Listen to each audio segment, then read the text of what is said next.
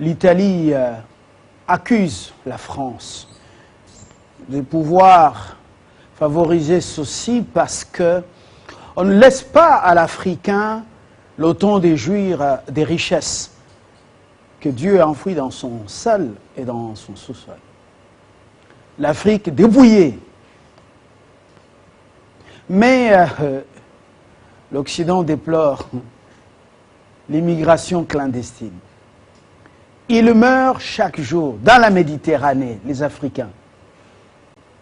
Même les Syriens, parce que la Syrie est un morceau seulement. Oui, en poudre. Et la Libye, qui était aussi l'Eldorado de certains Africains, justement, je dis bien certains Africains de quelques pays, aujourd'hui, c'est tout simplement, oui, un autre point focal de la traite négrière.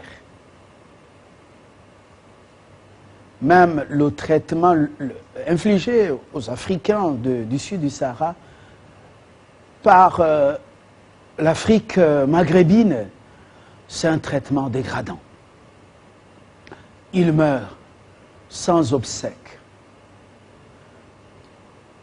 Après une mort tragique rongée par les poissons. Et les poissons que consomment aussi, voilà, et les autres.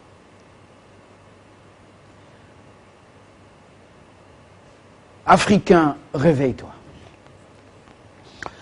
Dans le petit tour sur la toile que nous allons maintenant commencer, il y a autant d'informations.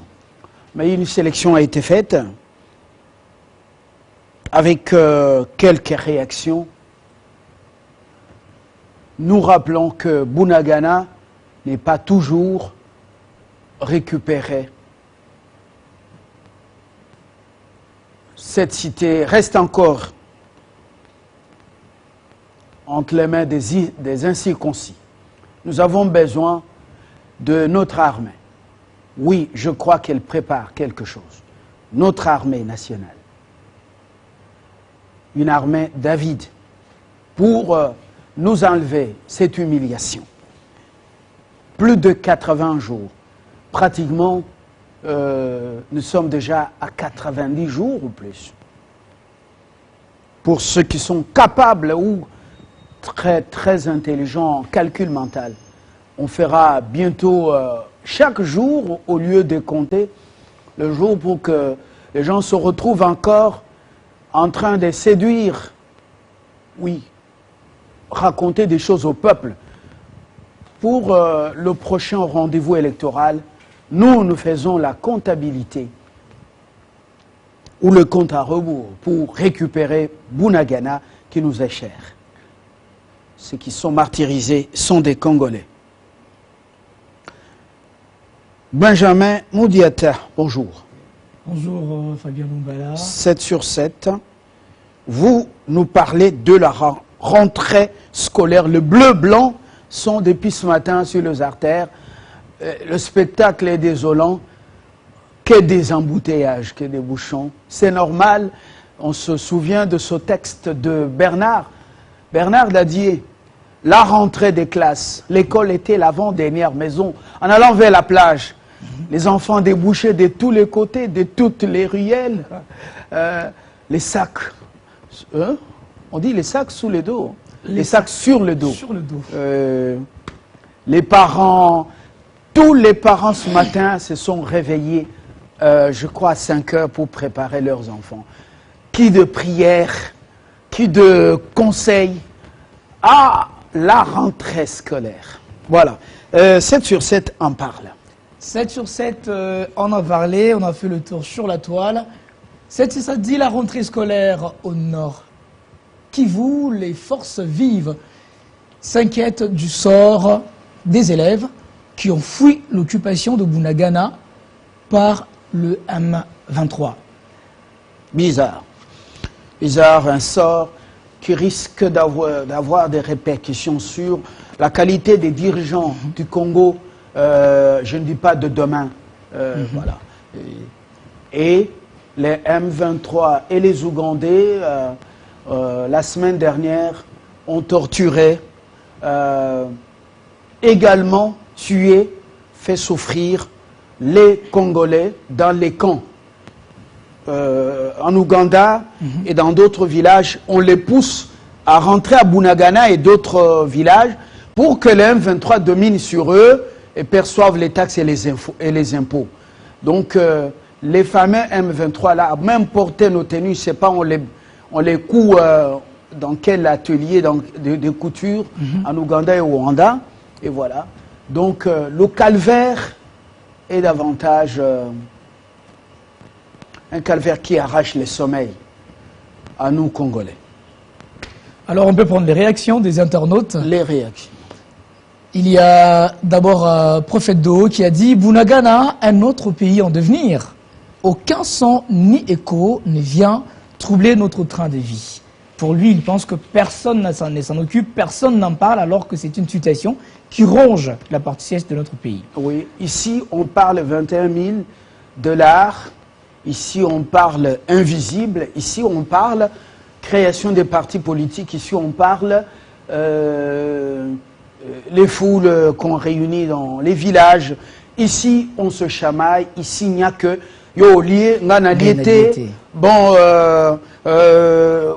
vous avez eu quel quota dans les entreprises publiques? Ici, on ne parle que ça. Certaines entreprises publiques, canards, boiteux, d'autres n'existent même que de nom. Alors, voilà ce qui nous intéresse. Qui veut avoir le soutien de tel ou tel pays, voilà, pour arriver aux affaires. Je me demande, nous sommes quel genre d'élite? Une élite de jouissance ou une élite consciencieuse? Regardez Bunagana, personne n'en parle. Si on en parle, c'est juste de manière lapidaire. Et voilà. Deuxième réaction, on va prendre celle de Rigen qui dit « Les conséquences de l'absence de l'autorité de l'État dans d'autres coins du pays ». Alors pendant que nous ici on se chamaille, là-bas ils veulent voir que l'État s'exprime, mais ce n'est pas le cas. C'est ce que Rigen essaie de prendre. On va rapidement prendre la troisième réaction. Marc Bofola qui dit « Bunagana toujours sous l'occupation, nous sommes incapables de chasser le Rwandais dans notre pays. Nous n'avons jamais vécu ça à l'époque de Mobutu.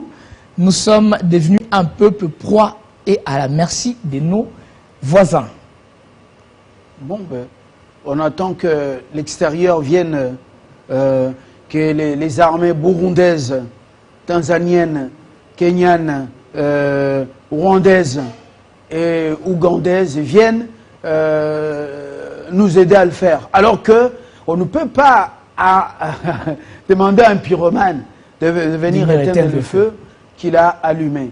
C'est compliqué et tout ça sous l'imposition des fameuses puissances, comment on appelle? Puissance mondiale, militaire, financière. On attend qu'ils viennent. Franchement, une rêverie.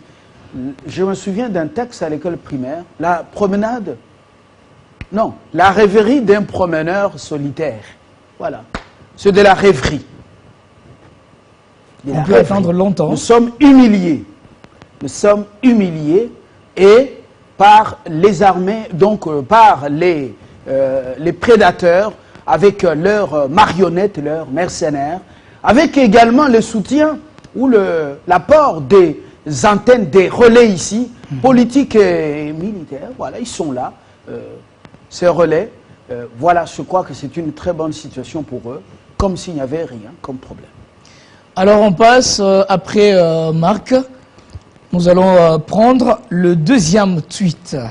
C'est actualité.cd qui dit « RDC, Félix Tshisekedi appelle le haut magistrat à intégrer l'idée fondamentale de servir, dans le sens de servir la nation et non de se servir de la nation. » Alors ce tweet aussi a fait couler l'encre et salive sur la toile le week-end dernier, qui vient à peine de prendre fin. On va essayer de prendre des réactions. Il y a Bin Saleh qui dit « À combien s'élève leur revenu mensuel, salaire, primes et autres avantages compris ?» Heure Yangoyo Toye Baka déjà. Là, il parle des magistrats et des autres mandataires qui viennent d'être nommés. Lui, il voudrait connaître les salaires et leurs revenus bien avant pour que ça ne puisse pas devenir demain, voilà, il touche autant, et que ça crée polémique. On avance. On avance. Autre réaction, c'est Gershom qui dit « Voyons voir la suite ». C'est tout ce qu'il dit apparemment. Ça tape aux yeux l'expression que Félix-Antoine a dit. Et il y a Marit qui réplique, il dit « Et lui-même, sert-il la nation ou il se sert de cette dernière ?» Alors, il a posé cette question par rapport au tweet du président qui a dit qu'il s'adressait aux mandateurs de servir la nation et non de se servir. Bon, je n'entre pas dans ces débats, des polémiques des réseaux sociaux. Bon, on peut laisser, faisons consommer à l'esprit des choses qui tiennent la route. Voilà, un tel questionnement, c'est à lui de poser au président, voilà. Est-ce que c'est à nous de répondre? Kassongo Mouema est là pour peut-être répondre à sa question. Bon. C'est réservé à Kassongo. Voilà. On passe à... Il y a un débat qui abrutit et avilit. Voilà. Un tweet des Télé 50 sur base de Focus qui a eu lieu hier. RDC, rémunération du travail, présidence, Assemblée nationale, Sénat, gouvernement, qui touche combien? Alors hier, il y en a qui suivaient en direct sur Télé 50 et Anna, qui faisaient pleuvoir leurs réactions sur le compte Twitter des Télé 50. Alors on a pris quelques réactions. On commence avec Kibwika. Il dit « Ils ont opté pour une diversion au lieu et place de répondre à cette question de l'heure en nommant les nouveaux chefs d'entreprise. On n'est pas là. » On avance rapidement. On avance. La deuxième réaction d'Antoine Florent qui dit « C'est l'une des questions qui domine à l'heure actuelle. » Donc, Fachi, il a tagué le compte du président, et ses acolytes doivent nous dire qui touche combien, en commençant par lui-même. Alors je pense que les gens qui ont suivi ça en direct hier sur Télé 50 en ont suffisamment bénéficié, et voilà que les réactions reviennent sur la toile.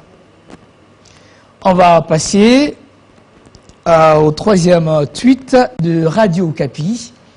Lui, il parle de CENI, RDC, le gouvernement salue les avancées dans les préparatifs.